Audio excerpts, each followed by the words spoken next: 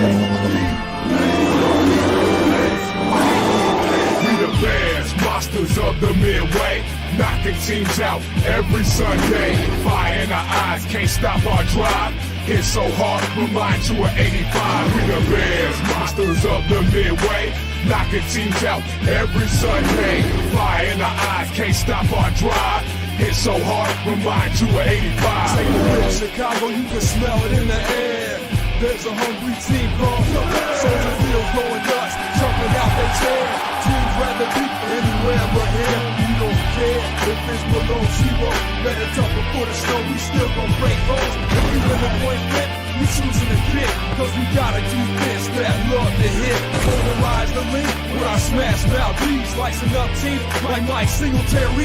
Forever repping the seat, making Papa Bear proud. Giving Chicago something to shout about. We the Bears, monsters of the What's up, guys? It's Tuesday, so we must be talking about the Bears. I'm Brian the Grizzly here with Grant the Cub. We got Baron in the building. How you guys feeling? I've been watching basketball and I'm tired. Dude, I told you, basketball is entertainment, man. It's entertainment. It's not sport anymore. Yeah. I've been all over the place, man. Job, sports, trying to figure everything out. So, but here we are. So let's get to it. All right. I mean, it's been a good day. It's been a good week. I mean, the Bears have been making moves left and right. I don't know if you guys have been paying attention to the news. I mean, we already know TJ Edwards had his contract extension with the Bears, which was great. But now they're talking about in any day now we're going to get a Joe Thuney 2-year contract extension. Okay. Both sides are reportedly really interested in getting it done. They're hammering this thing out. The Bears want to have him. It's on the top of their to-do list. It's supposedly going to happen. This is what I have. It said Ryan Post was on ESPN 1000 with Jonathan Hood last Thursday on the Captain Hood show. He said, yes, next on my agenda is that I want Joe Thuney's extension done. We'll expected this to happen anytime within the next few days.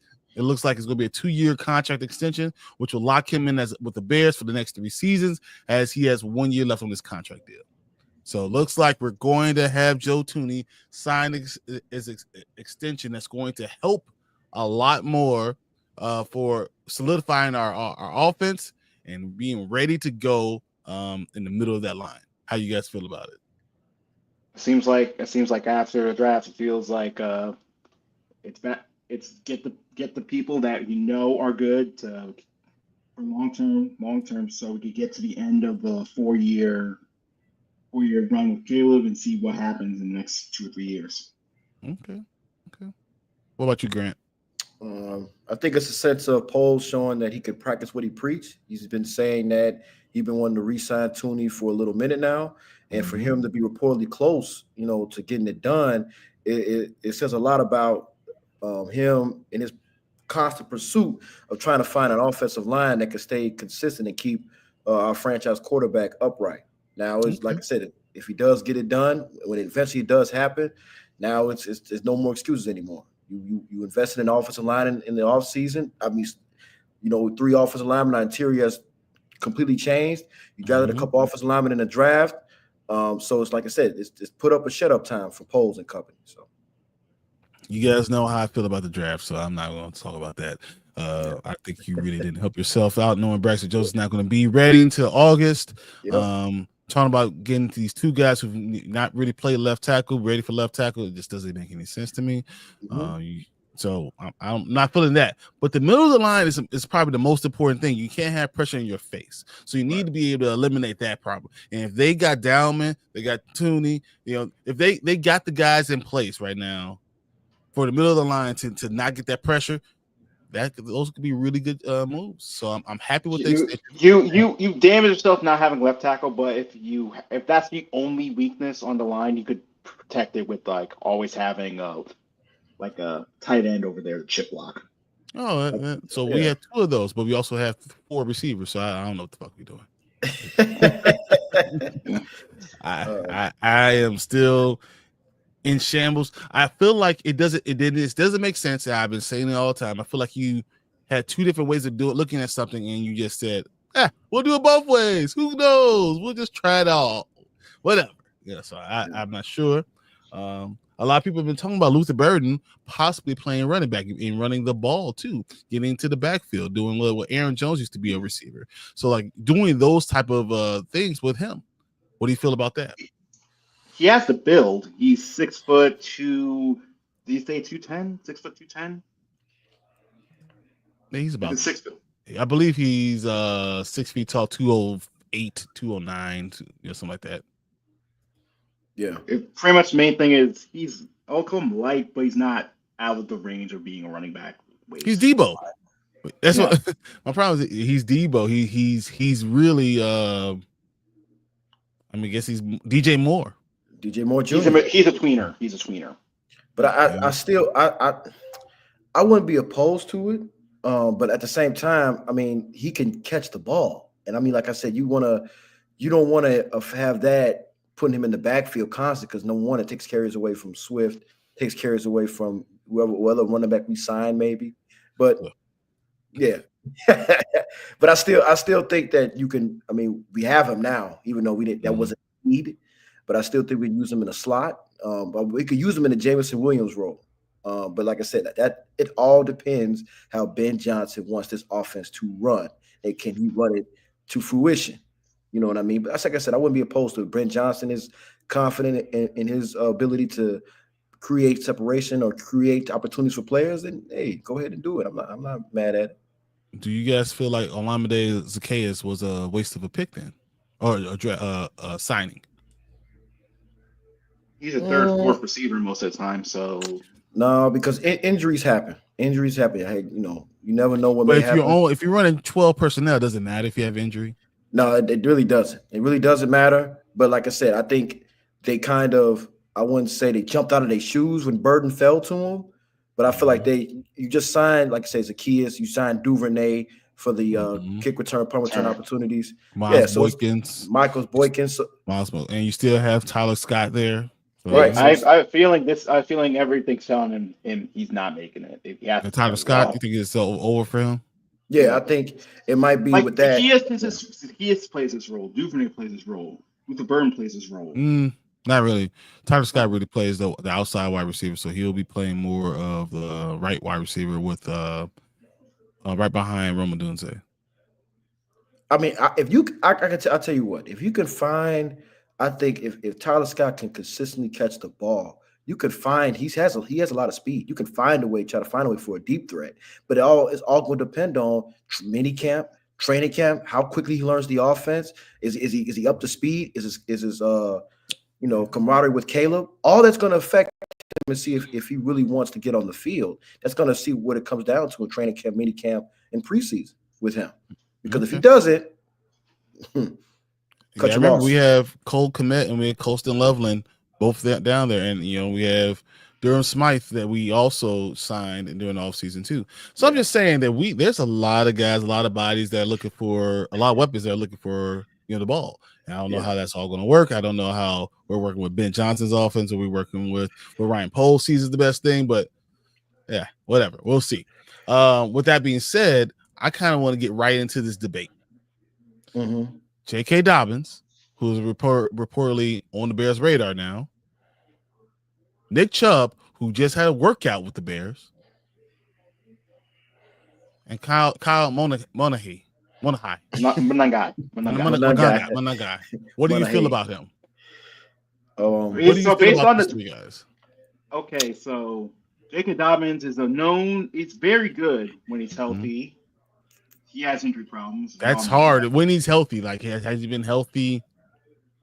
Not really, but when you see him like somewhat close to healthy, he's a very good running back. Yes. He's to a point when we talk about fantasy football, when you see, as Martin always tells me, if he's healthy, you start him. The question is he healthy? Yeah. Nick Chubb coming off of horrific injuries that hasn't had a great last year. Well, actually, what do you think? Started to look good near the end. What do you think Nick Chubb his stats were for the last? He only played a couple of series. How do you think he actually did? What do you think his stats were? He probably ran an average like 3.5 yards per carry. 3.5. Okay. What about you? I'd probably say like maybe 3.9 yards per carry, around that. I think around that range, between the 3.7, 3.9 yards per carry. All right. So for his career, he's a 5.1 yard per carry. Doing the 100 carries that he had last year, it was only 3.3, but they said he was getting hit in the backfield a lot. Yeah. 38% of the time he got hit in the backfield. That's a lot. That's a lot of times. And if your middle of your line is any good, you need someone who's going to be running between the tackles. I think Nick Chubb might be a good addition to this roster, because if he's a low cost. Right now, the Bears are at what, $10.8 million left on their salary cap, I believe. Yeah. You know, something 10.6. So $10.6 million left on the salary cap. They got to sign some of their rookies. But I think they're probably gonna release Ryan Bates for the post-June cuts. They probably may release him soon. Do you think so? Because you just talked about you need to be careful. Yeah, I don't. Do you? Thing is, he hasn't. We played him. He's been horrible. We played. He's been hurt. Also, he's been hurt. He hasn't played. He's been hurt. Mm-hmm. He's been hurt. He's had concussion. He was on IR after the first game. Do you trust Doug Kramer to be your backup center? Too little. He's too small, right? So right now, Doug Kramer's your backup center, but I don't think he can be that. Right now, Ryan Bates is your right guard, and he's your backup center. It could be your backup center too. It could be Stromberg also. Stromberg, who's really good. Do you trust him to be your backup center? I'll give him a shot. I'll give him a shot. Okay. They also drafted Newman to be a swing guard / transfer. So right now, Newman and Bill Murray will be back fighting for the backup left guard spot behind Tooney, who does not get hurt. Yeah. Knock on wood. Knock on wood, somebody. Knock on wood, somebody. Knock on wood, somebody. Yeah, we don't do that. Kieran Amagaji, they're gonna give him a chance. I think he's a guard, but they're gonna give him a chance at right tackle anyway. It's weird that they put in Trapillo at left tackle, because he's learning the position and there's no one there. Braxton Jones is not going to be there. Yeah, he's not even be on the field till August. That was what worries me. Left tackle worries me because you're putting someone there that doesn't know what left tackle is, with nobody around to able to know teach him. There's no. The best person is Tooney. The best person right now is just Tooney, and he's a guard. He's a guard by nature. Yep, I agree. So I mean, we definitely have some question marks going into for our line, but we have a lot of bodies. I don't like that idea. This is what we've been doing the last 2 years, the last 3 years with polls. Throw bodies at the problem. Bottom of the barrel. Just hey, here you go. It's what we got. Low risk, high reward types. Hopefully they do good. I hate that. I like this guy. I hate that word. I like this guy. He was really good. He fell to it. He's a 5th round player because he's a 5th round player. Like, this is what he was the 7th tackle because he's the 7th tackle. You don't pretend like he's anything better than that. So I don't understand why they do those things. My thing is, do you want to put Trapillo over there or Wright over there? You're not gonna put Darnell Wright over. I don't know why people keep saying Darnell Wright is not a left tackle. He's a right tackle. You're moving ass backwards if you move Darnell Wright to left tackles. He wasn't good at left tackle at Tennessee, and that's why they moved him right. So then you're moving ass backwards if you move him back from right to left. He's aggressive in his stance. He's aggressive in his power. You can't do that. Yeah. So pretty much Trapillo's going to have to be the left tackle because he's good at pass pro. The main thing that they're banking on is potential, which you hate that word because, like I said, that's not potential is what you think he may become. Production is what he's actually on the field. What can he do on the field? We're going off potential. A potential great left tackle. He's a 3rd round pick. They're thinking off potential. When he hasn't played left tackle, only 12 games over there. So I think for him, Poles needs to really evaluate not only Braxton Jones coming off an injury, Amagaji's development. Where is he at in his development? And I don't think you can't have him. You can't have Amagaji be your guy. You can't. We saw him at left tackle. Well, he wasn't ready. And like I don't know if you could blame the coaching staff from the previous regime on that, or you could blame him. No, But he was wasn't ready. Like wasn't Jones' guy's ankle snapped and then.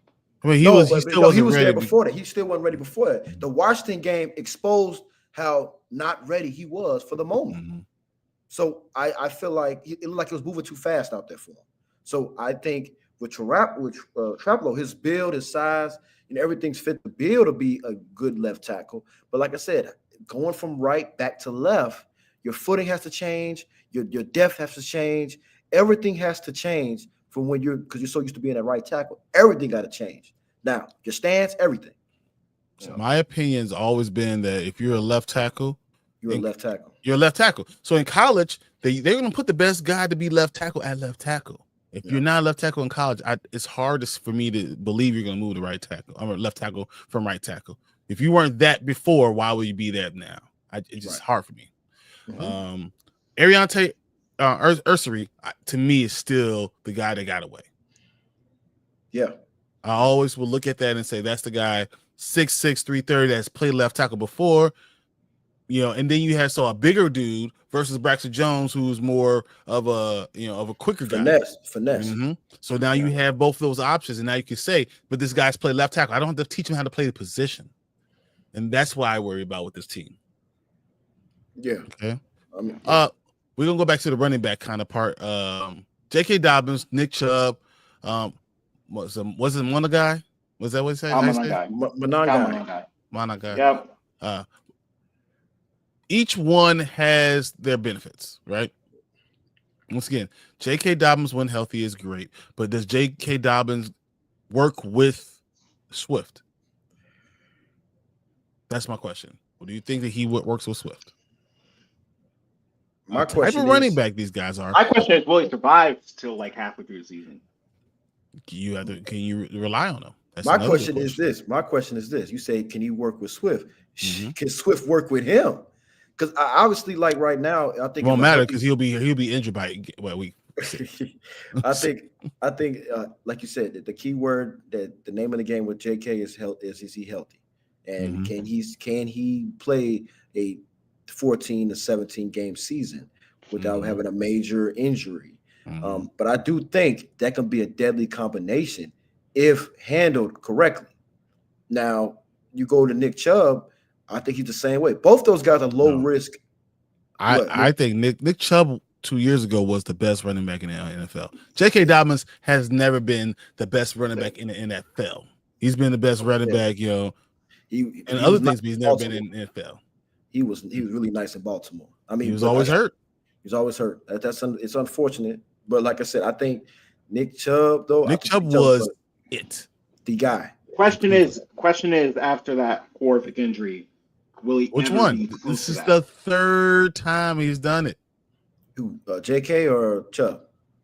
Nick Chubb has torn his ACL 3 times. We don't need him. We don't need him to be Nick Chubb of the best running back. Nick Chubb. We need him how much of that old Chubb is there? That's the question. But you said they've asked that every time. They've asked that every single time, and Nick Chubb has continuously come back and been that guy again. If you get him like to a 2-year deal, that the second year is not guaranteed, you will see next year with not him carrying the load, because you won't have to carry the load this time. Cleveland, he had to carry the load. We don't need him to carry the load on this team if he signs. All we need you to do, you give me a 75% Nick Chubb, I'm okay with that, because he's gonna at least in between the tackles, run you over, stuff like that we need, toughness on this team. He will add to that. You know what I'm saying? So I think Nick Chubb probably the best fit out of the 3, the best fit for this team. But the only thing I can say about Monangai is, 7th round pick, low risk. I think him making the team the only thing I can see him making the team is his special teams just comes into play. He just outworks everybody on special teams. So you really believe this Monangai is going to be able to outdo Ian Wheeler? This is why that's what everyone's sitting there coming and talk about Monangai. I'm like, how? Ian Wheeler, we saw what he was, right? Roshan outdid Ian Wheeler, right? Yeah. So, but Monangai's who's a 7th round pick, he's going to come in and he's going to be able to get these guys out. Roschon is the most steady guy we have. He's probably always going to make the team because you could put him in any situation. He's going to do good. I don't think he has any star potential. He's exactly what you want as a backup, always. I'm gonna say this too. I'm gonna speak to Bear fans here alone. Every draft pick that the Bears pick, we have to have realistic expectations for these guys. Mm-hmm. We cannot say because we draft them, they're gonna be better than this guy. They're gonna be a stud. We cannot go off of because they always do this between the 4th and the 7th rounds. We got a steal. We got a guy. They go off college highlights, and we got a steal. We got the guy, whatever. The only one guy I think in the past 10 years that was a 7th round pick that I can remember. I think besides Tariq Cohen. You gotta remember Braxton Jones was a 5th round pick. Yeah, Braxton Jones, right? Mm-hmm. And then there was Tariq Cohen. We got him in the 5th round too. And then there was Marquise Wilson. Remember Marquise Wilson? Yeah. We got him in the 7th round. Out of Washington State. Them the only 3 guys I can remember on the top of the brain that actually became at least decent players. So I think we need to that I can remember. I think for us, I mean, baby, in the last few years, who's the best running back you've seen in the Bears? That I've seen in my time? In your time. Matt Forte. What round was Matt Forte drafted? 4th, right? He's the 4th round pick. Running backs come and can do well. They can. They can. Yeah. You know, so and then if it's not Matt Forte, who's the next best running back you've ever seen? Montgomery, and he's a 3rd. Montgomery, and he's 3rd. Exactly. And then Tariq Cohen, who's the 5th rounder. Tariq Cohen is never did it though. And that's why I always say, like, he was always too small. He was always going to have the injury. Jordan Howard was 5th, I think. Jordan Howard was 5th. Jordan Howard wasn't a star. I think those other 2 guys were stars. And Montgomery and Forte, yeah. And I think that's you find the best running backs are in the 3rd and 4th round. I've always felt that way. Yep. You know, and guess who we could have drafted in the 3rd round? Caleb Johnson. I think Caleb Johnson is going to end up being a star, and I think we're going to regret not grabbing him. Yeah. So I mean, even though the Patriots kind of screwed us over, and the Browns screwed us over with Trayvon and Quinshawn. So yeah. I love those guys. But you know, if you're going to wait, I thought you should have got your left tackle, and then when in the 4th round you grab your running back. Yeah. It's what it is. Now to flip all this around, now we look at our defensive line. All right. So we have Dayo Odubingo, and then we have Grady Jarrett. These guys are going to try to fix our DN and defensive tackle. Yeah. Were you surprised we didn't grab an edge rusher in the draft? Or yes, in free agency? Yes. I was thinking like, hey, when I saw we waited till what round was that to get Turner? That's the 2nd. 5th? 3rd? Was it the 3rd or 4th? It was 2nd. It was 2nd round. Turner was a Turner was a 2nd round pick? Yep, he's a 2nd round pick. He was a late one because we traded with the Bills again, I think. So yeah, Shamar Turner, who's going to be basically Grady Jarrett's replacement. Yeah, he's right. I just think right now I just think with this team, with the thought process of this team, we have not been winning enough to go BPA. I think we need to go needs. We need to stick with needs right now because BPA is a luxury. But like you said, we got too many people in these spots, tight end, receiver. We have corners. We have probably 3 really good wide receivers. We have 2 really good tight ends. You know, but we don't have any really good left tackles. We don't have the man at running back. We don't have him. You know, the opposite DN because they both play in the same field at the same time. We don't have them. You know, I think, but Dayo, if they're running the offense that I think they're going to, defense that I think they're going to run, I don't think they need the edge rusher to be great. Yeah, they need him to be a very good penetrator and a good run defender because you're going to be putting a lot of pressure on the quarterback through a lot of blitzes. You want to blitz everybody, and that's why it was important to get Kyler Gordon back onto the field and re-signing him because he's a great blitzer. It's going to be really great if we could get Jaquan Brisker to be healthy in the entire season because he's going to be blitzing the hell out of it too. All those things are all positions that you're going to try to supplement your defensive end. But if you had the edge rusher, it'd be a lot easier. I really want you have a bunch of good run stoppers in Montez Sweat. I still wanted us to get Khalil Mack. I mean, it didn't happen, but I was hoping. There's nothing we can do about that. We tried. We tried. They got back for like 20 mil. Yeah, 20 mil for a 1-year deal. So I mean, the Bears would probably offer him a 2-year, $30 million deal. So hey, yeah. But I was very shocked that we didn't sign Grady Jarrett. Shocked me because I'm like, whoa, they came out of left field. But us not getting an edge in the draft in a very good defensive line draft. We didn't get really nobody on the radar out of 100. We had options. We had options everywhere, and I was thinking of the later round. I wanted Jack Sawyer from Ohio State, but obviously we didn't get him. Somebody picked him. Actually, we passed on him again in the 5th round. We passed on him twice. And guess who got him? The team that they always develop. Pittsburgh got him. They always develop their defensive line, always. So it's just like I said, it just doesn't make sense that we didn't get anybody. But like I said, there's still guys out there on the street, guys. I'm just letting you know there's still guys out there. Who would you sign though out of the group? I think they're hoping that Austin Booker becomes that guy, and and that's exactly what they're hoping, that he's the rush guy, that they already got him, and he's going to develop into something special. I think he has potential to be good. I don't know about great, but I think he has potential to be good. That's all they need. I think that's all they need. It's another good edge. Yeah, but if, like I said, people compare him to Max Crosby, and he was like a 5th round he's not. pick. No, he's I'm just like, guys, we got to stop, man. We got to stop. We got to look at Crosby. Yeah. Okay.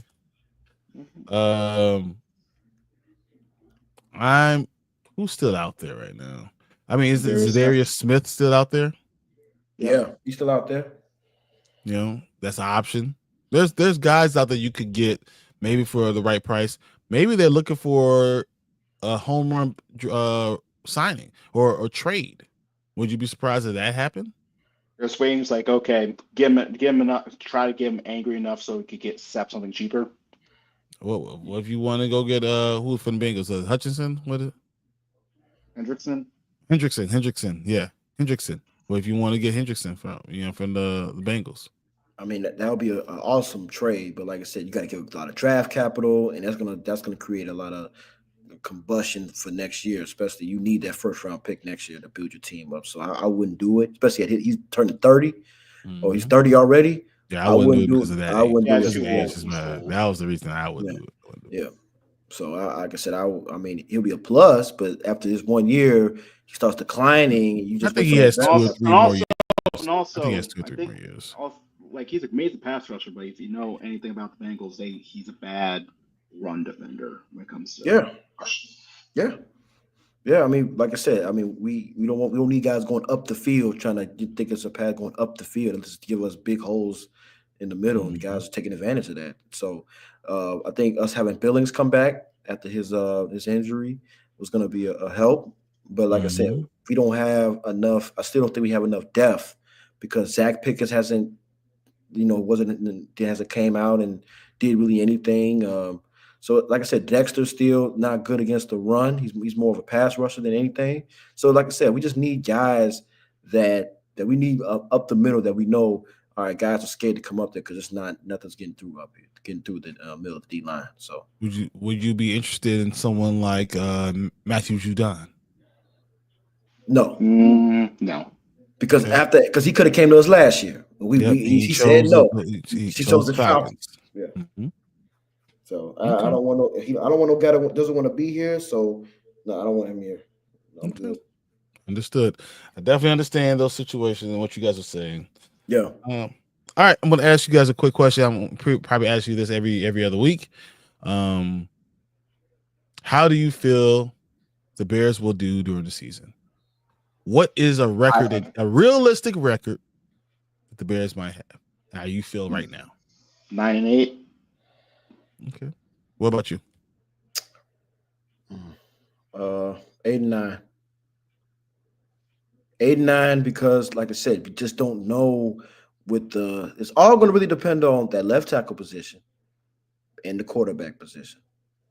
I think it's going to depend on those two key factors of how the season's going to go.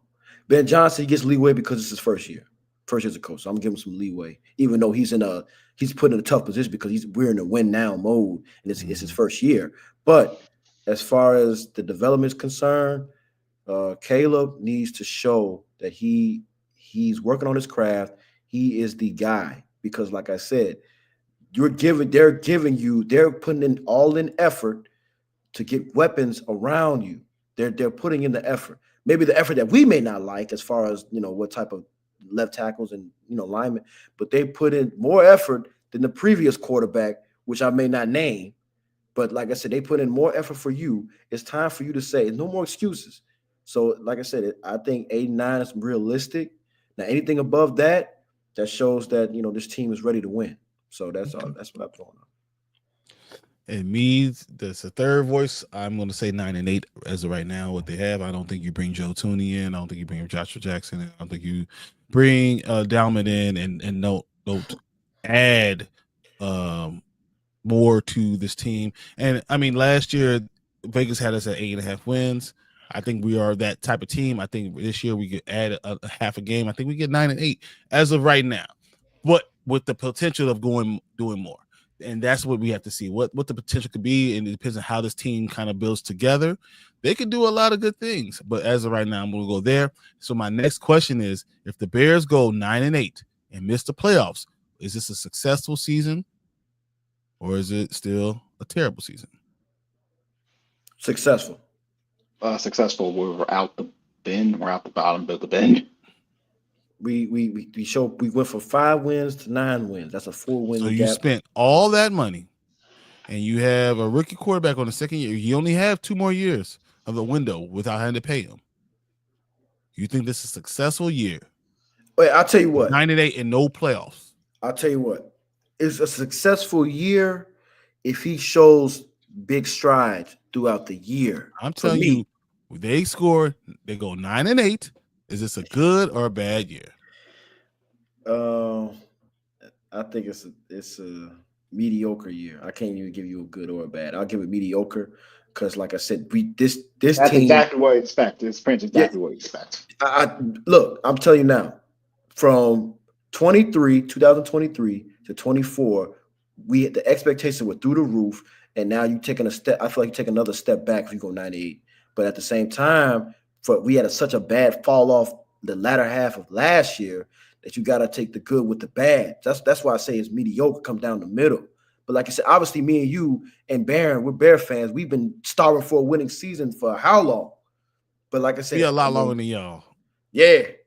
like my dad. My dad is the 85 Bears. He died on that hill. 85 Bears, man. So I'm tired of hearing about the 85 Bears.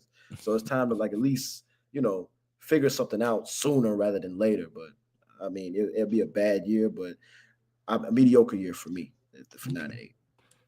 I think we have to make the playoffs to get to where you want to go. Before you have to pay him his money, you have to make the playoffs.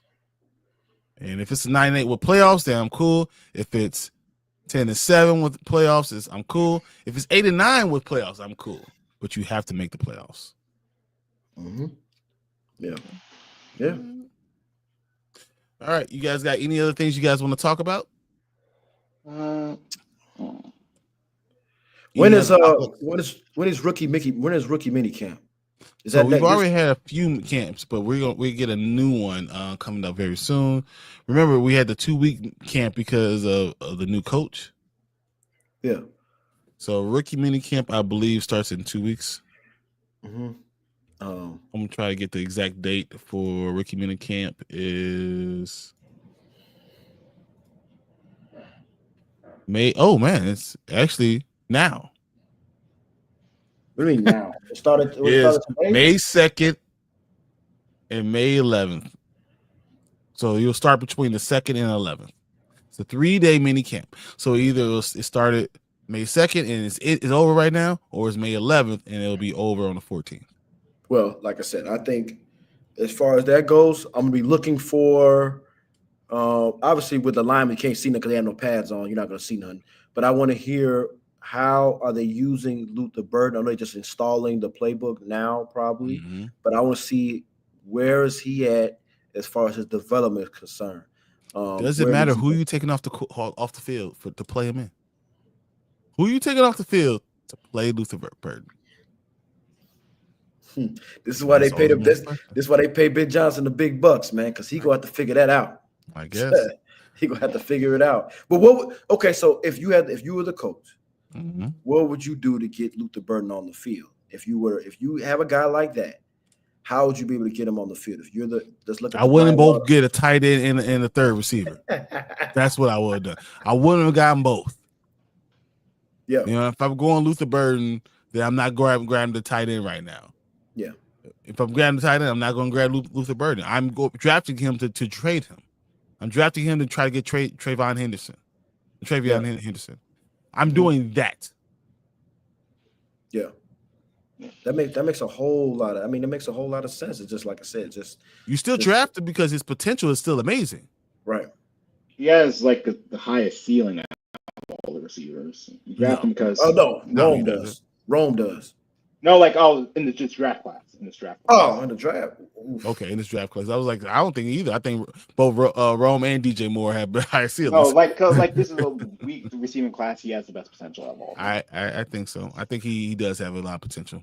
So also too, I'm gonna allude to this also. When we get to the mandatory minicamp, obviously in OTAs, what do you want to see from Caleb in particular to make you think that, okay, he may have a really good season? What do you need to see? Obviously, there's going to be a lot of flying around on pads, like I said, until we get to training camp. What do you need to see from him in particular to see that, hey, he's developing, he may be possibly developing to having a good year? What do you need to see? Two things. Footwork.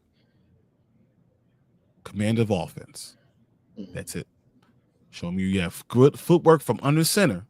Because under center is not the same as just sitting there catching the ball and trying to read the field. You have to have good footwork for the play to work. You know, if you want to do play action, you better be doing it.